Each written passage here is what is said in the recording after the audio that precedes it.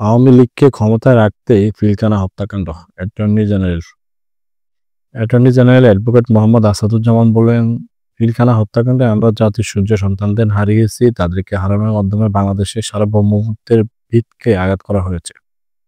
৫৭ জন সেনা কর্মকর্তাদের হত্যার মাধ্যমে বাংলাদেশের কবর রচনা করে নৈরাজ্যবাদের জন্ম দিয়েছিল পতিত আওয়ামী লীগ সরকার।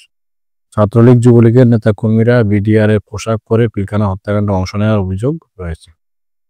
তিনি আরো বলেন, পিলখানা হত্যাকাণ্ডের মাস্টারমাইন্ডদের অনেকেই এখনো ধরাছোঁয়ার বাইরে। তাদেরকে বিচারের আওতায় আনার প্রক্রিয়া চলছে। বাংলাদেশের উপর আধিপত্যবাদী শক্তির দখলদারিত্ব কায়েমের জন্য আওয়ামী লীগকে ক্ষমতায় টিকিয়ে রাখতে আন্তর্জাতিক ষড়যন্ত্রের অংশ ছিল পিলখানা হত্যাকাণ্ড।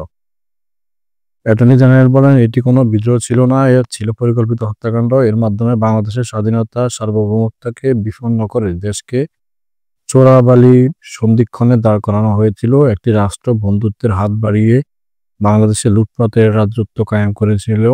আন্তর্জাতিক আইন লঙ্ঘন করে গুমের সাথে জড়িত ব্যক্তিকে আশ্রয় দিয়ে সেই রাষ্ট্র বাংলাদেশের মানুষের মুখোমুখি দাঁড়িয়েছে।